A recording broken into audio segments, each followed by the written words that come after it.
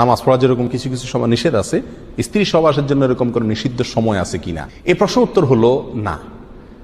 দুটি সময় নির্দিষ্ট করে বলা যায় যে এই সময়গুলোতে সহবাস করা জায়েজ নেই, হারাম। তার একটা হলো মাসিক যখন হয় তখন, এবং সন্তান হওয়ার পরে যে রক্ত যতদিন থাকে ততদিন, নেফাস হয় যতদিন, সেটা সে সময়। আরেকটা হলো যে ফরজ রোজা যদি রাখা হয় রমজান মাসে, তাহলে ওই রোজা অবস্থাতে।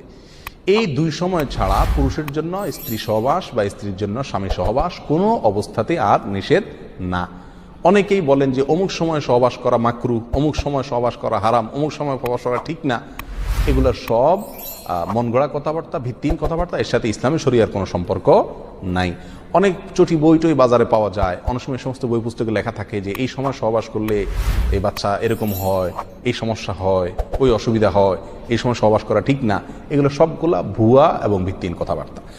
চিকিৎসা বিজ্ঞানীদের যদি কোনো পরামর্শ থাকে ভরা পেটে করা ঠিক না বা অমুক তমুক, এরকম যদি কোনো থিওরিক্যাল কথা কোনো ডাক্তার, কোনো বিশ্বস্ত কোনো মানুষ বলে থাকেন, তাহলে সেক্ষেত্রে সেটাকে আপনি আমলে নিতে পারেন। কিন্তু ইসলামী শরিয়ার পক্ষ থেকে আপনার জন্য কোনো সময় সহবাস করা নিষেধ নয়, মাকরু নয়। আবার কোনো সময় সহবাস করলে বেশি উত্তম হবে, ভালো হবে, সন্তান ভালো আসবে বা ভালো কোনো ফল আসবে, এরকম কোনো জিনিসও ইসলামী শরিয়াতে নাই। এটা সম্পূর্ণ যার যার অভিরুচির উপর নির্ভরশীল, যার যার অভিরুচি অনুযায়ী যে কোনো সময় সহবাস করতে পারে।